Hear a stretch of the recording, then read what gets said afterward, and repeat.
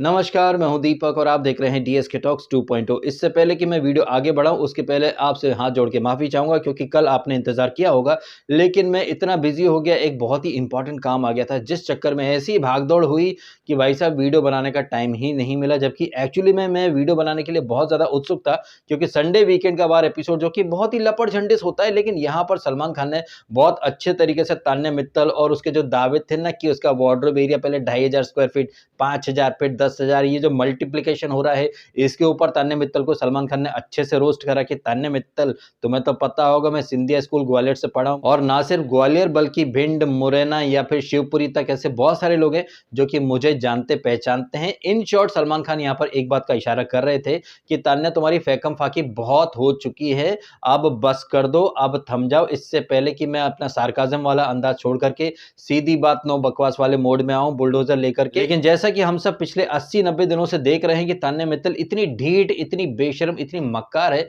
कि उसे किसी बात का फर्क ही नहीं पड़ता। उसकी आंखों के सामने सलमान खान उसे एक्सपोज कर रहे हैं तो आपने उसका रिएक्शन देखे थे, 2500 ये कब हुआ, ये कब हुआ। और उसके बाद जिस तरह से सलमान खान ने कहा ना कि तान्या मित्तल का जो घर है वो 10 माले का है लेकिन लिफ्ट जो है वो 87 माले की है, 87 फ्लोर तक जाती है लिफ्ट, ये सारी बातें कुछ और नहीं थी, ये इसके तान्या मित्तल की कंबल कुटाई थी। लेकिन जैसा कि मैंने थोड़ी देर पहले ही कहा कि ये लड़की इतनी ढीठ है, इतनी मक्कार है कि इसे किसी बात से कोई फर्क पड़ता ही नहीं है, क्योंकि इस लड़की का एकमात्र फंडा यह है कि बदनाम हुए तो क्या हुआ, नाम तो हुआ। और यही बात या फिर यही मेंटेलिटी जो है ना उसके भाई के अंदर भी देखने को मिली थी। वो तो तान्या से भी मतलब एक कदम आगे जाकर के फेकम फाकी कर रहा था।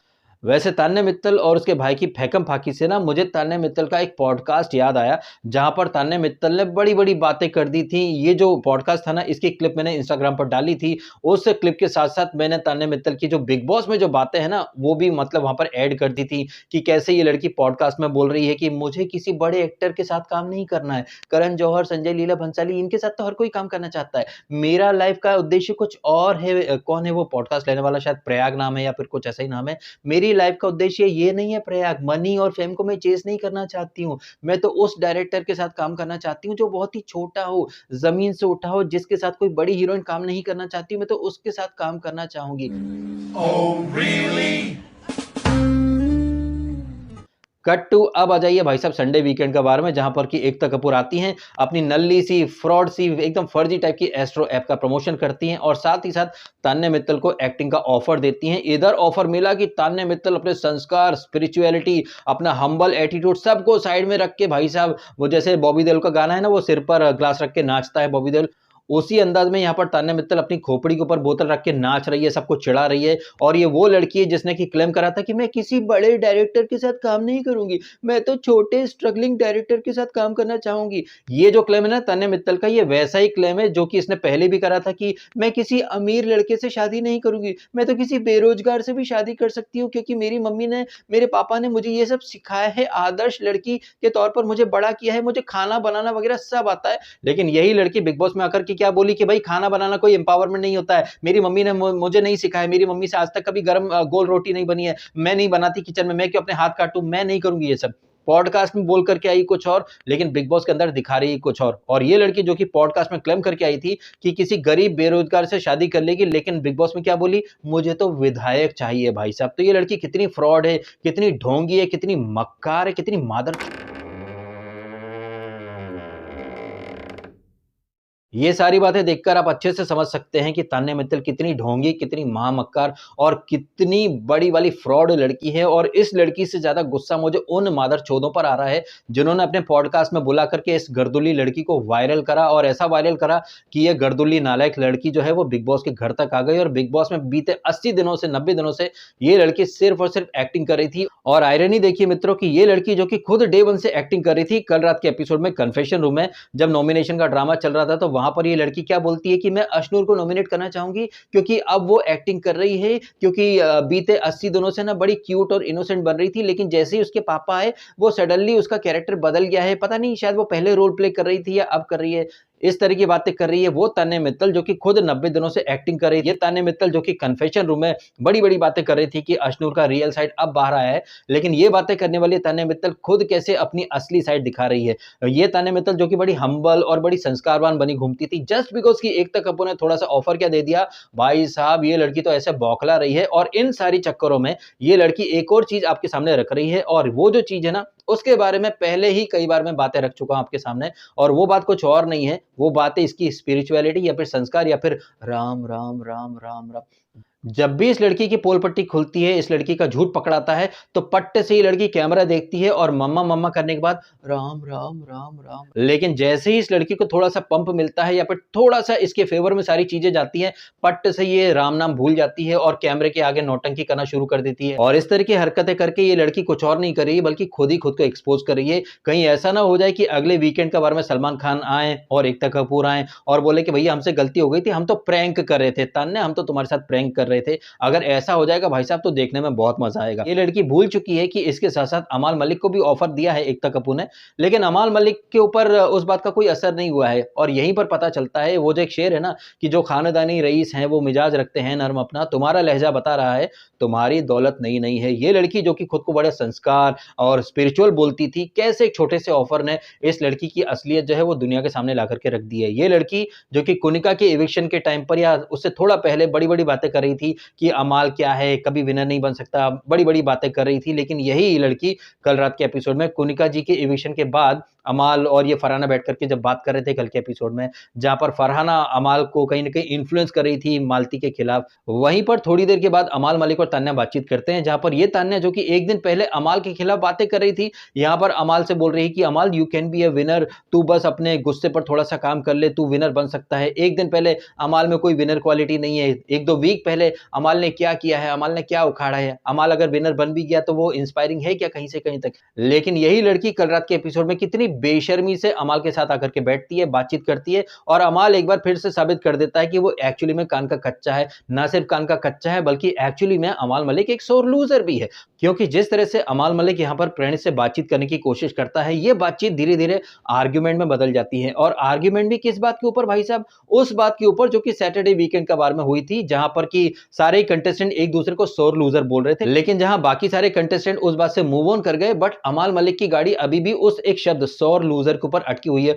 कि भाई मैं तो तेरे से बहुत अच्छा था, मैं तो बहुत अच्छे से खुद को इंप्रूव कर रहा था, तू बीमार हुआ था फिर वापस आया था, मैंने तेरा गर्मजोशी से स्वागत किया था, लेकिन तूने मेरे को सोर लूजर बोल दिया है। इस तरह की बातें करके या फिर इस तरह का आर्ग्यूमेंट करके अमाल मलिक ने कहीं ना कहीं प्रणीत मोरे का ही पॉइंट प्रूव कर दिया है, और कहीं ना कहीं ये बात नेशनल टीवी पर साबित कर दिया अमाल ने खुद ने कि अमाल एक्चुअली में सोर लूजर ही है। अगर तुम इतनी सी बात को मतलब डाइजेस्ट नहीं कर पा रहे हो, तो अगर तुम फिनाले में हार गए तो उस चीज को आप कैसे डाइजेस्ट कर पाओगे। तो कहीं ना कहीं अनइंटेंशनली बोले या अननोइंगली बोले, यहां पर अमाल ने प्रणीत का जो पॉइंट था उसी को सही साबित कर दिया कि अमाल एक्चुअली में सोर लूजर भी है, ना सिर्फ सोर लूजर है बल्कि अमाल मलिक कान का कच्चा भी है। फरहाना अगर कुछ बोल रही है या फिर तान्या कुछ बोल रही है तो अमाल मलिक उन बातों पर अंधा विश्वास कर लेता है, वो भी तब जबकि सलमान खान बार बार बता चुके हैं कि फरहाना की कोई क्लास नहीं है, उसके मुंह से गटर निकलता है और तान्या सबको चूतिया बना रही है। लेकिन फिर भी तुम प्रणीत से या फिर जीके से नफरत में इतने अंधे हो चुके हो कि तान्या या फरहाना कुछ भी बोलती हैं मालती के बारे में या प्रणीत के बारे में, तो तुम उन बातों पर अंधा विश्वास कर लेते हो।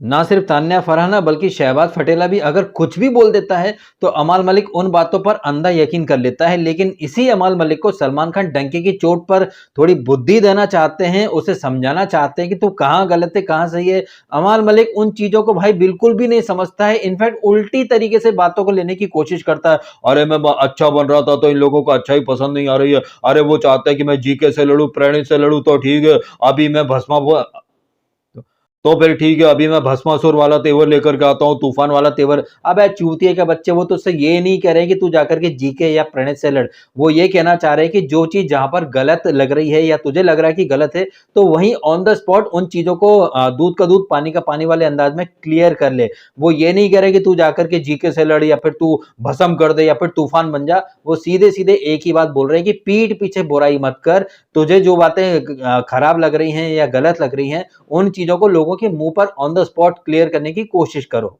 अब अमाल मलिक से हम लोग अपना फोकस हटा लेते हैं और अपना फोकस शिफ्ट करते हैं जी के बाबू यानी टीवी के सुपरस्टार के ऊपर। ये जी के बाबू जो कि टीवी के सुपरस्टार हैं, अनुपमा जैसा जबरदस्त शो करके आए हैं, लेकिन एकता कपूर का शो इनको अब तक नहीं मिल पाया है। और उसी एकता कपूर ने जैसे ही तान्या मित्तल को और अमाल मलिक को अपने शो का ऑफर दे दिया है, उसके बाद से जी के बाबू के अंदर सीने में आग लग रही है, ज्वालामुखी उमड़ घुमड़ रहा है, एक सुनामी सी आ रही है, लेकिन चेहरे के ऊपर जी के बाबू बड़े ही कूल काम कंपोज्ड वाला एटीट्यूड लेकर के या फिर रिएक्शन लेकर के बैठे हुए हैं। हालांकि वो कैमरे पर बोलते भी हैं कि क्या बोलते हैं यार, एक डायलॉग देते हैं कि हर आर्गुमेंट जीतना कोई समझदारी नहीं है, winning every argument is not a good deal. इस तरह के वो मोनोलॉग और वन लाइनर्स दे करके कहीं ना कहीं खुद को समझाने की कोशिश कर रहे हैं कि इट्स ओके जी के, इट्स ओके जी के, कोई बात नहीं, अगर तुझे ऑफर नहीं मिला है तो कोई बात नहीं। लेकिन कहीं ना कहीं तान्या को ऑफर कैसे मिल गया, इस बात ने जी के बाबू के गुर्दे छील के रख दिए, लेकिन वो जता नहीं रहे हैं भाई साहब। और यहाँ पर जी के बाबू की मनोदशा को अभिव्यक्त करने के लिए ना, वो चक दे इंडिया पिक्चर का जो सीन है ना, जहां पर वो एक हॉकी की सीनियर खिलाड़ी आती है शाहरुख खान के पास और बोलती है कि उसमें ऐसा क्या है जो मुझ में नहीं है, हूबहू यही वाली फीलिंग्स या फिर यही वाले थॉट्स आ रहे हैं जी के बाबू के मन में कि मुझ में ऐसा क्या नहीं है जो उन लोगों में है। वो तो एक्टर भी नहीं है, मैं तो एक्टर हूं, टीवी का सुपरस्टार, लेकिन मुझसे पहले आपने उन्हें मौका दे दिया, ई ना चल बे। हालांकि कहीं ऐसा तो नहीं कि ये जो कुछ हुआ है ये जी के जिताओ योजना का हिस्सा हो। अब जरा जीके और तान्या से दिमाग हटाते हैं और फरहाना के ऊपर आते हैं। ये फरहाना जिसने कि बड़े-बड़े दावे करे थे कि मैं कभी ज़िंदगी में टीवी नहीं करूँगी, लेकिन यही बड़ी-बड़ी बातें करने वाली फरहाना भट्ट भी कल रात के एपिसोड में बोलती पाई गई कि हाँ, अगर एकता कपूर जी ऑफर करेंगी तो मैं टीवी कर लूँगी। मतलब ऐसा है कि मन में तो उसके भी यही ख्वाहिश थी कि उसे टीवी पर काम मिल जाए, रोल मिल जाए, लेकिन खुद को बाकियों से ऊपर दिखाने के चक्कर में फरहाना ने बड़ी-बड़ी बातें कर दी थी कि भैया टीवी मेरे लेवल का नहीं है, मैं तो कभी ज़िंदगी में टीवी नहीं करूँगी। और फरहाना की ये जो फितरत थी, इसको अच्छे से डिस्क्राइब करा था जी के बाबू ने एक शेर के माध्यम से कि हमें भी पता है जन्नत की हकीकत, लेकिन दिल को बहलाने को गालिब ये ख्याल अच्छा है। लेकिन खुद को बहुत बड़ा वाला तुर्रम खान साबित करने के चक्कर में ये लड़की जो है बड़े-बड़े दावे कर बैठी, और ये बड़े दावे कैसे बैकफायर हो रहे हैं ये आपको देखने को मिल रहा है। तान्या मित्तल को ऑफर मिल चुका है, लेकिन फरहाना भट्ट जो कि भाई साहब खुद को सबसे बड़ी मल्लिका हिंद समझती है, उसे कहीं कोई रोल ऑफर नहीं हुआ है। इस बात से उसके भी गुर्दे छिल गए हैं। और ये तान्या और फरहाना जो कि आजकल एक ही थाली में खाते हैं, चड्डी बड्डी बने घूम रहे हैं, ऐसे जता रही थी दोनों कि भाई साहब कितनी अच्छी और सच्ची सहेलियां हों। लेकिन कल रात के एपिसोड में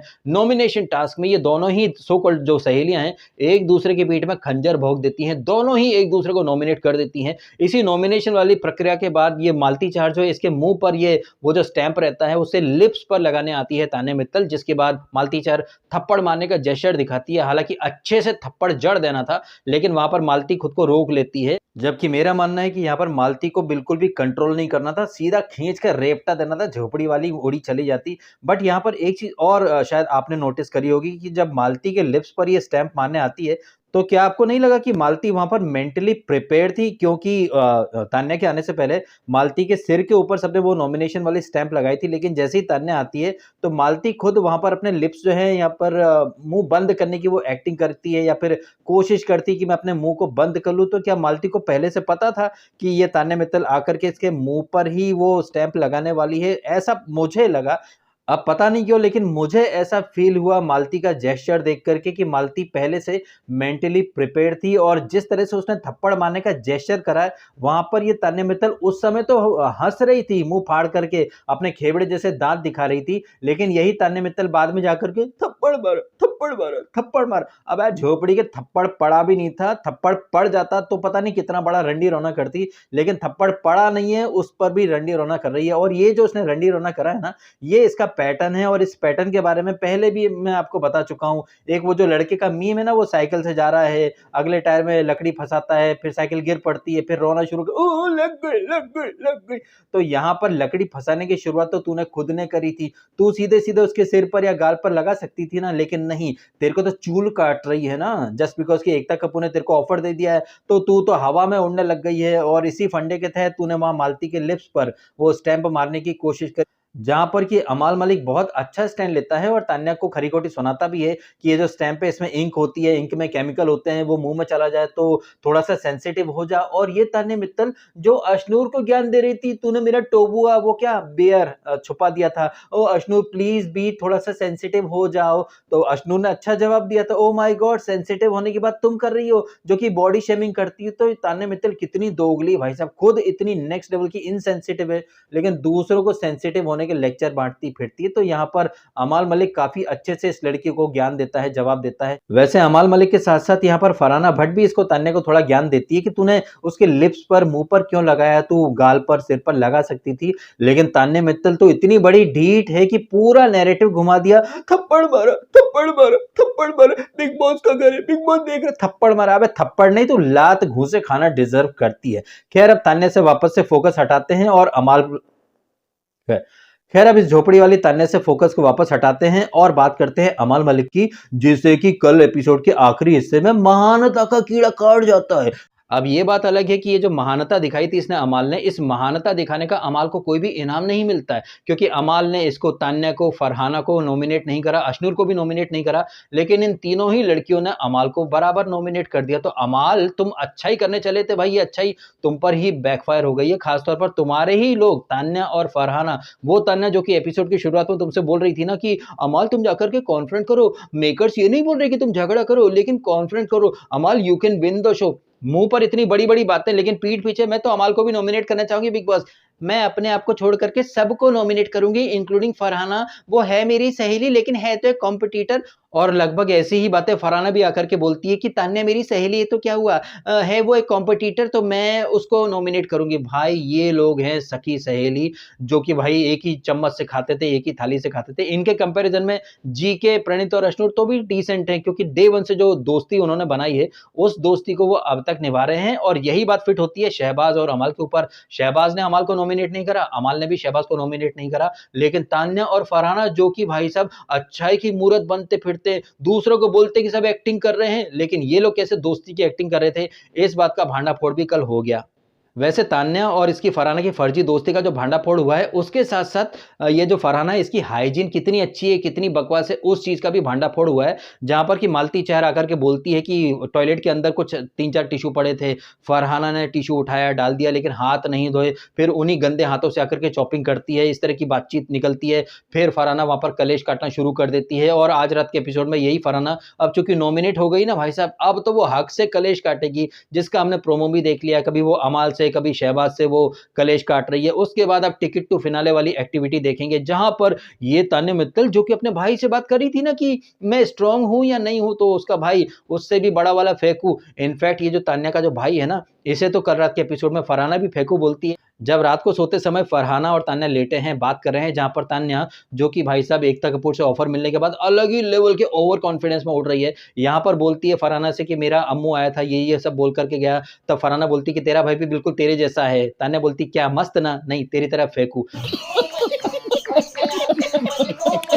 अब ये तो हो गया भाई साहब कल रात के एपिसोड का मोटा मोटा सा लब्बो लबाब। अब चूंकि मैंने संडे एपिसोड का रिव्यू नहीं करा था, तो संडे एपिसोड में वो एकता कपूर आती है, वो मनीष मल्होत्रा आता है, एकता कपूर अपनी फर्जी फ्रॉड ऐप का प्रमोशन करती है। अगर एकता कपूर इतनी अच्छी ऐप लेकर के आई है तो विनर का नाम अनाउंस करके क्यों नहीं गई। ये जो एस्ट्रोलॉजर बनके जो बाबा लोग आ जाते हैं, पहले वो जय मदान नाम की एक आई थी नूबड़ी, बड़ी बड़ी बातें करके गई थी, जीके तुम्हारी वाइफ जो है वो मां बनने के लिए रेडी है, लेकिन जीके की वाइफ तो सिरे से इन चीजों को नकार करके चली गई। तो ये जो एस्ट्रोलॉजर या जो बाबा बन के आते हैं ना, ये साले भोसड़ी के होते हैं, एक नंबर के मादरचोद लोग जो कि पब्लिक को ठगते हैं। अगर ये वाकई में इतने ज्ञानी हैं तो ये साले चूतिए के बच्चे कभी विनर का नाम अनाउंस करके क्यों नहीं जाते, कभी अनाउंस नहीं करते हैं। शो के अंदर जो चीजें घटित होती हैं उन्हीं सारी चीजों को रीडिंग का नाम देकर के पब्लिक को बेवकूफ बनाते हैं। जबकि अगर वाकई में ये लोग ज्ञानी हैं तो डंके की चोट पर इन सालों को अनाउंस करना चाहिए कि भैया ये बंदा विनर बनेगा, आप नंबर 2 रहोगे, आप नंबर 3 रहोगे। अगर आप लोगों का ज्ञान इतना प्रबल है तो उस ज्ञान का परिचय देते, हमें बताते कि कौन विनर है, कौन रनर अप है, कौन नंबर 3 है, कौन नंबर 4 है। नहीं, इस तरह की बातें नहीं करेगा, तुम्हारे 10th हाउस में ये है, तुम्हारा वो प्रबल है, तुम्हारा ये प्रबल है। ये सब चूतिया पाथा और कुछ नहीं। और चूतिया पे से मुझे याद आया कुनिका का इविक्शन। कुनिका तो एक्चुअली में 3rd वीक में ही एलिमिनेट होना डिजर्व करती थी, लेकिन आपने भी देखा कि जब जब कुनिका मैडम इसमें नॉमिनेशन में आती थी तो कभी उन्हें ऐप रूम में बुला लेते थे, चलो कुनिका इम्यून हो जाओ, इम्यूनिटी ले लो। तो कभी भाई साहब वीकेंड आते से ही नो एलिमिनेशन अनाउंस हो जाता था। कैसे मेकर्स इसको कुनिका को 13th वीक तक लेकर के आए हैं, ये आपने सबने देखा है और ये कुछ और नहीं है भाई साहब, ये वही पैटर्न है जो कि शिल्पा शिरोडकर या फिर साजिद खान भाई साहब ओपनली बैठ करके सुट्टा मारा करता था। 15 वीक तक का कॉन्ट्रैक्ट था इसका साजिद खान का, और जैसे कुनिका के टाइम आपने देखा, जब कुनिका इसमें नॉमिनेशन में आई, वहां पर नो एलिमिनेशन अनाउंस हो जाता था। हूबहू ऐसा ही साजिद के टाइम होता था, जब साजिद खान नॉमिनेशन में आता था भाई साहब, वहां पर नो एलिमिनेशन अनाउंस हो जाता था। कहने का मतलब सिर्फ एक ही है मेरा कि आप भले कितना वोटिंग ट्रेंड की पिपड़ी बजा लो, वोटिंग की पिपड़ी बजा लो, अगर मेकर्स को किसी बंदे को फिनाले तक लाना है तो मेकर्स आराम से लेकर के आएंगे। जैसे कि कुनिका या फिर साजिद खान, उसका 15 वीक का कॉन्ट्रैक्ट था, और जैसे ही साजिद खान का कॉन्ट्रैक्ट पूरा हो जाता है, साजिद खान अपनी मर्जी से शो से बाहर आ जाता है, कोई पब्लिक वोटिंग या फिर किसी तरह का ड्रामे से नहीं। लेकिन इतना सब कुछ देखने के बावजूद ऐसे बहुत सारे लोग हैं जो अब भी वोटिंग ट्रेंड ये ऊपर वो नहीं चाहिए था, पक्का जाएगा, ये आपका फेवरेट है, बॉटम में इसको जाकर के वोट करो। लोग आपको चूतिया बनाते हैं, आप बनते हैं क्यों? क्योंकि आप एक नंबर के चूतिया हो जो अब तक नहीं समझ पाए कि बिग बॉस में रियलिटी के नाम पर कुछ भी नहीं है भाई साहब, हर चीज वेल प्लान्ड होती है। सलमान खान के अंदाज में बोलूं ना तो well planned, cleverly executed, master stroke. चूंकि हम यहाँ पर सलमान खान की बात कर रहे थे, तो सलमान खान ने ये जो वीकेंड का वार था, संडे वीकेंड का वार, वहां पर सलमान खान ने कुछ शब्द इस्तेमाल करे हैं, और वो शब्द वही थे जो आप मेरे रिव्यू में पहले से पहले देख चुके हैं, सुन चुके हैं। अगर आपको याद हो, जिस एपिसोड में तान्या मित्तल ऊपर देख रही थी मम्मा मम्मा करके, मैंने वो उस एपिसोड का जब रिव्यू करा था, तो मैंने एक एआई से इमेज बना करके आपको दिखाई थी कैसे पैराशूट से कोई कूद रहा है। सलमान खान ने वही बात बोल दी कि लगता है कि तुम्हारी मम्मी पैराशूट से कूदेंगी। या फिर आपको वो सीन याद होगा जहां पर मैंने इसको तान्या मित्तल को सस्ती कोमलिका बनाया था, कैसे घूर रही थी, यहाँ पर सलमान खान ने वही वाला सिनेमैटिक फ्रेम जो है वो सारे घर वालों को दिखाया, बाकी सारे जो फ्रेंड थे उन सबके साथ। और पता नहीं क्यों, लेकिन इस सीजन में ऐसा एक नहीं कई बार हो चुका है कि सलमान खान ने हूबहू वैसे ही स्टेटमेंट या फिर थोड़ा 19-20 का फर्क आप बोल सकते हैं। मैंने अपने रिव्यू में पहले से पहले नीलम बचाओ योजना बोला था, लेकिन बिग बॉस ने नीलम बचाओ आंदोलन का नाम दे दिया उसको। तो कहीं ना कहीं ऐसा मुझे लग रहा है कि मेरे रिव्यू वहां तक पहुंच रहे हैं, क्रिएटिव टीम तक या फिर सलमान खान तक, क्योंकि जो बातें मैं पहले से पहले बोलता हूं, लगभग वैसी ही बातें आपको वीकेंड का वार में भी सुनने को मिल जाती हैं। आपने इन चीजों पर ध्यान दिया या नहीं दिया, कमेंट के माध्यम से शेयर अवश्य कीजिएगा। और उसके साथ साथ कल रात के एपिसोड में जो कुछ भी घटित हुआ है, चाहे वो मालती ने जो हल्का सा थप्पड़ मारा इसको, तान्या नाम के वायरस को, इसके बारे में आपके जो रिएक्शन है, और जिस तरह से तान्या को एक्टिंग का ऑफर मिल गया लेकिन जीके बाबू को नहीं मिला है, तो जीके बाबू के अंदरूनी तौर पर गुर्दे छिले हुए हैं, इसके बारे में आपके ओपिनियन। और अमाल मलिक जो कि एक्चुअली में प्रणीत का पॉइंट अच्छे से प्रूव कर रहा है कि अमाल मलिक एक्चुअली में एक सौर लूजर ही है, और इस बात पर कहीं ना कहीं खुद अमाल मलिक ने ही मोहर लगा दी है। इसके साथ साथ अमाल ने यह भी साबित कर दिया कि वो एक्चुअली में कान का कच्चा है, उसे कोई बात ढंग से समझ में आती है नहीं। सलमान खान कितनी बार बोल चुके हैं कि तान्या सबको चूतिया बना रही है, लेकिन फिर भी तू तान्या की बातों में आ रहा है। तूने किसी को नॉमिनेट ही नहीं करा, क्या सोच करके नॉमिनेट नहीं करा? वो लोग तेरे को बख्श देंगे क्या? नहीं भाई साहब, उन्होंने तेरे को नॉमिनेट कर दिया, तू बड़ा महानता का चोला ओढ़ करके बैठा रहा। और इसके साथ साथ तान्या मित्तल जो कन्फेशन रूम में क्लेम कर रही थी कि अश्नूर एक्टिंग कर रही है, उसकी पर्सनैलिटी तब से बदल गई है जब से उसके पापा आकर के थोड़ा सा टिप्स दे गए थे। लेकिन कितनी बड़ी आयरनी की बात है कि ये बातें कर रही है वो लड़की जो खुद एकता कपूर से ऑफर मिलने के बाद एक अलग ही टाइप की पर्सनैलिटी दिखा रही है। घमंड बोलो, ईगो बोलो भाई, सातवें आसमान पर उड़ने लग गई है ये लड़की। तो समझ में आ रहा है कि लड़की कितनी फेक, कितनी बड़ी ढोंगी है। तान्या की बातें इज इक्वल टू गधे की लातें। इन सारी बातों के ऊपर आपके जो भी है रिएक्शन, कमेंट के माध्यम से शेयर करके अवश्य बताइएगा। वीडियो अच्छा लगा है तो लाइक जरूर कीजिएगा, और कीजिएगा चैनल को सब्सक्राइब यदि आपने नहीं किया है। तो मिलते हैं आपसे अगले वीडियो में, जहां पर हम टिकट टू फिनाले टास्क जो होने वाली है उसके बारे में बातचीत करेंगे। फिलहाल अपने समय निकाला, वीडियो देखा, आपका बहुत बहुत धन्यवाद। Thank you so much.